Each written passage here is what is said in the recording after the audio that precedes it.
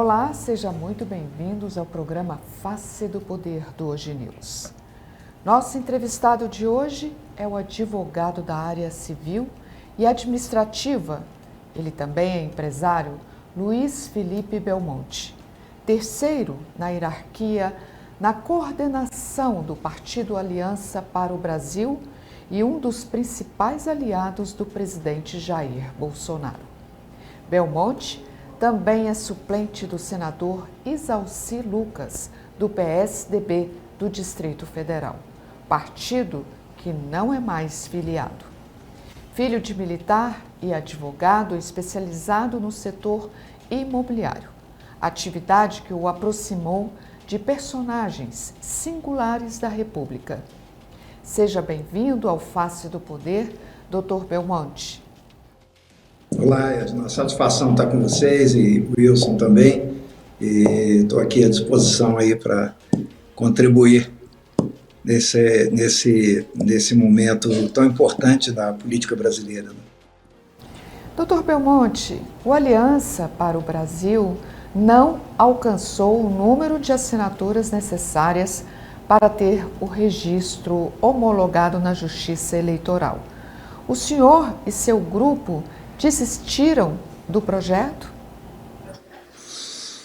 Não, Edna, aconteceu o seguinte, o partido ele iniciou em dezembro de 2019 como a opção do presidente para viabilizar um grupo político, né, próprio.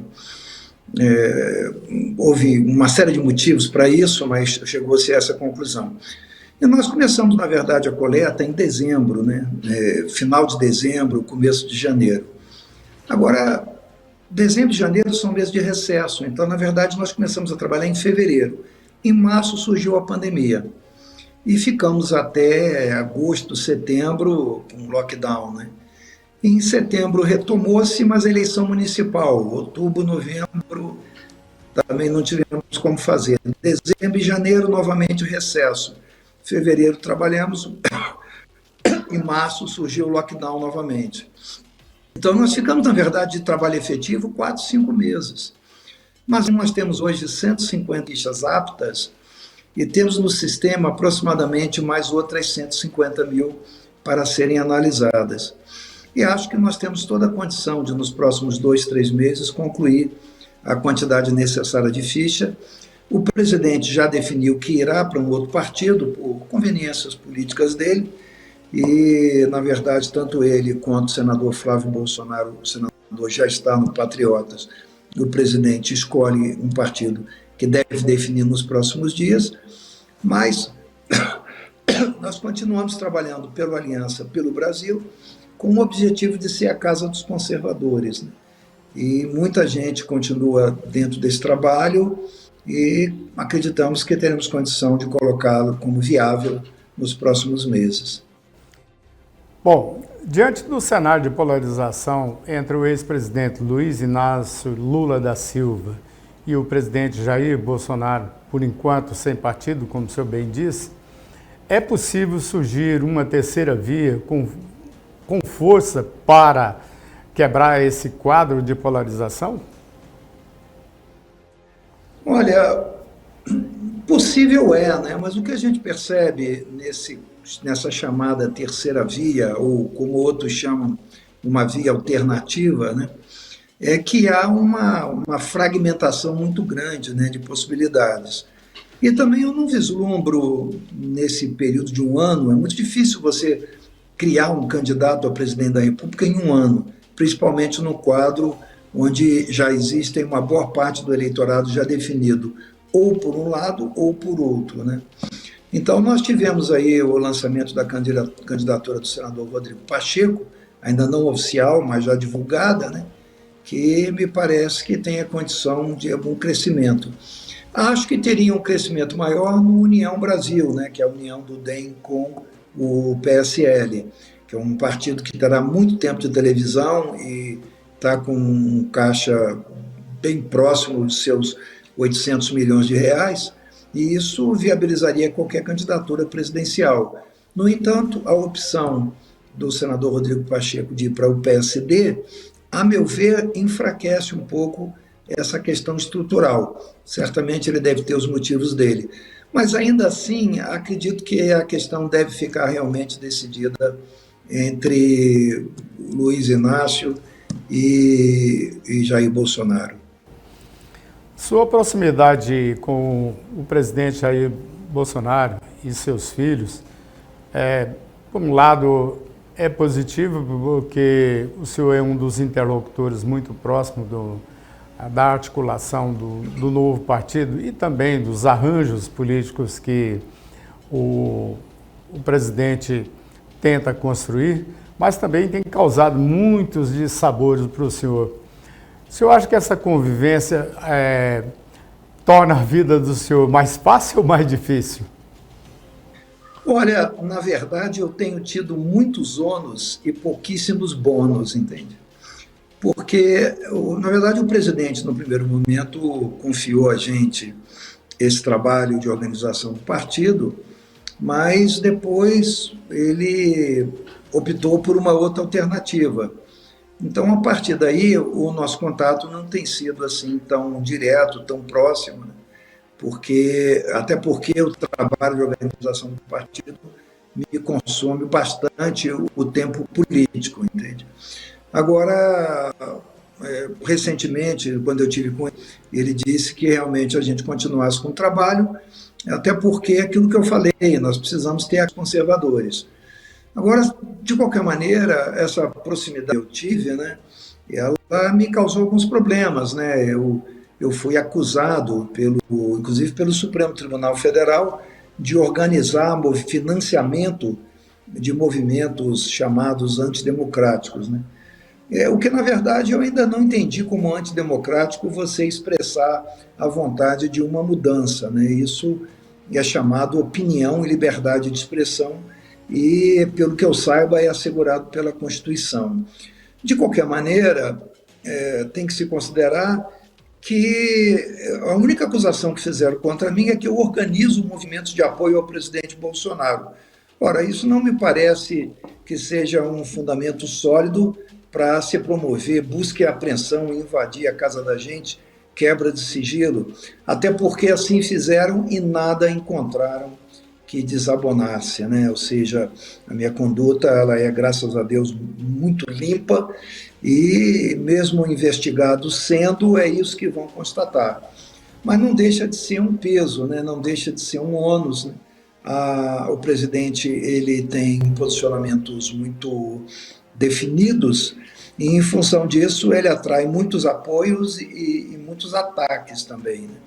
E muitas das vezes aquelas pessoas que estão ao redor dele sofrem também um pouquinho desses ataques, né?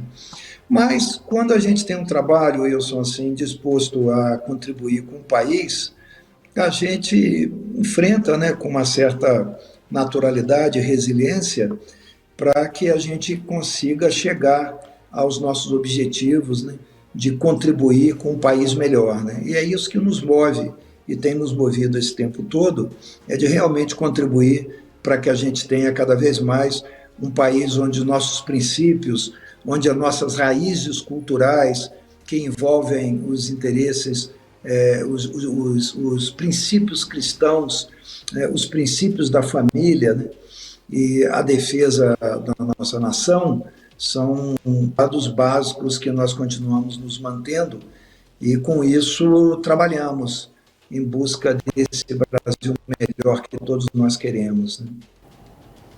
Doutor Belmonte, caso o presidente Bolsonaro se filie no PL, é possível ele lançar candidato a governador em alguns estados estratégicos?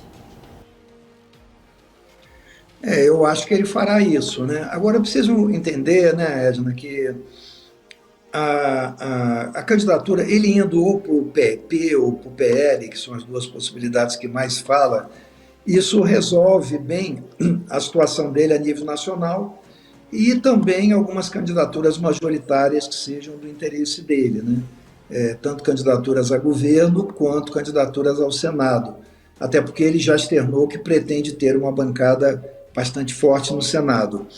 Mas, veja bem, nós temos as candidaturas proporcionais dos parlamentares candidatos a deputados. E ali você vai ter um pouquinho de dificuldade, porque o grupo bolsonarista ou o grupo conservador, ele vai ter que migrar para um partido onde, naquele partido, aquele espaço já é ocupado no Estado. Então, não creio que seja uma alternativa muito fácil de equacionar. Daí porque há esse interesse, inclusive de alguns parlamentares, na criação do Aliança pelo Brasil, para que haja também uma, como eu disse, casa onde possa abrigar essas candidaturas proporcionais também. Sabe? Doutor Belmonte, sempre que tem a oportunidade, o senhor exalta a atividade política como atividade de entrega e dedicação. Em um país conflagrado por ideologias e sentimento do eles contra nós, tem espaço para uma centro-direita? Eu acredito que sim, inclusive eu me considero mais dentro dessa posição. Eu sou uma pessoa de princípios, né? E esses princípios são, inclusive, o princípio do equilíbrio, da pacificação, da harmonização de interesses. Convivo muito facilmente com divergências, até porque acho que a divergência contribui para que a gente busque uma solução mais qualificada, analisando todos os aspectos de cada questão. Defendo uma economia liberal, defendo a questão da família como algo muito importante, os valores cristãos, do modo geral, e sou favoráveis para esse propósito de pacificação nacional. É verdade que em determinados momentos nós temos que ser radicais, né? Nós somos radicalmente contra ideologia de gênero, nós somos radicalmente contra o aborto, nós somos radicalmente contra a erotização de crianças, entendemos que tudo tem seu tempo certo, né? E respeitamos a escolha de todas as pessoas. Mas assim como nós respeitamos as escolhas das pessoas, queremos também que as pessoas respeitem nossas escolhas, na medida em que a gente não ofende ninguém, na medida em que a gente reconhece o direito de cada um ser como é e ser feliz da maneira como entende. Mas nós tivemos agora recentemente, Edna, o exemplo desse jogador de vôlei, o Maurício de Souza, né? Quer dizer, ele apenas externou que ele não concordava com um super-homem bissexual. Ora, ele tem todo o direito de defender que ele acha que o super-homem deve continuar sendo homem. Ele, por causa disso, não está ofendendo ninguém e nem sendo contra ninguém. No entanto, houve um patrulhamento gigantesco, como quem diz, vocês têm que respeitar a nossa opinião, mas nós não somos obrigados a respeitar a sua. Então, isso eu considero um radicalismo que não contribui em nada para essa nossa busca de pacificação nacional. O respeito é uma palavra básica dentro disso. Assim como nós respeitamos as escolhas das outras pessoas, acho que as outras pessoas também devem respeitar nossas escolhas. A isso eu chamo centro. E na medida em que você defende ordem, hierarquia, merecimento, mérito, a liberdade, um Estado menor, aí você se torna também alguém considerado como de direita. Por isso, a gente pode se considerar dentro desse espaço de centro-direita, buscando preservar esses princípios e esses valores que nós consideramos importantes e relevantes e que queremos também que sejam respeitados, entende? Ok. Na sua avaliação, a CPI da Saúde vai influenciar o debate político na corrida eleitoral de 2022? Olha, Wilson, veja, o Brasil tem uma característica que ele tem uma memória política muito curta, né? Então, é claro que muito do material que foi feito agora é para se usar numa campanha. O que a gente percebeu nessa CPI da pandemia foi muita narrativa e que se fez uma CPI procurando algum elemento para justificar o relatório que já estava feito desde o começo da CPI. Na verdade, não se buscava a verdade dos fatos, se buscavam pretensas provas para justificar a conclusão que eles já haviam chegado. Eu acho o seguinte, o que vai determinar muito a condição no próximo ano são dois fatores. O primeiro, o da saúde efetiva. Veja bem que nós somos um dos países proporcionalmente que mais vacinou no mundo. Então, essa narrativa de que houve um desprezo com a saúde, ela é contrariada pela realidade dos fatos. A queda vertiginosa dos números de óbitos por conta de Covid, ela, no Brasil, ela tem sido reconhecida a ponto de, recentemente, alguns países terem tirado o Brasil da chamada zona vermelha, entende? Então, acredito que o ano que vem nós entraremos o ano já com essa questão da pandemia equacionada. Hoje, já aqui em Brasília, por exemplo, o governador já mencionou que no dia 3 já não será mais exigido a máscara em área aberta, né? E a coisa tende a voltar a uma normalidade. A gente já vê os estádios de futebol cheios novamente e a vida vai ter que seguir.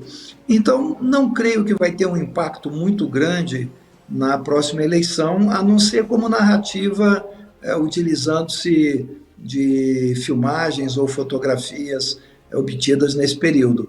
Agora, eu pergunto por que não se buscou também a responsabilização de governadores e prefeitos, porque quem mais mandou dinheiro para resolver os problemas da saúde pública foi o governo federal. E esses valores foram desviados em inúmeros locais. E, no entanto, ninguém fala nisso, só buscando atacar o presidente. Por aí você vê que é algo absolutamente dirigido. A nota interessante da CPI foi a súbita adesão à causa da moralidade pública por parte de alguns personagens, né? O que, aliás, merecer até aplausos, afinal, nunca é tarde, né?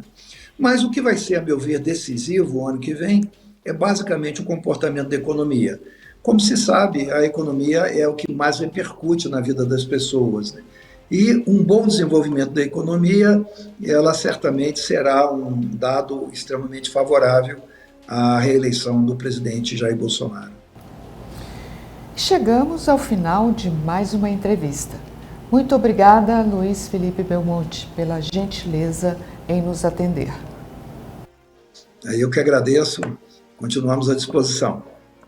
Um abraço ao senhor, muito obrigado, e haverá outras oportunidades para a gente conversar um pouco sobre a política brasileira. Obrigada, Wilson, e obrigada a você.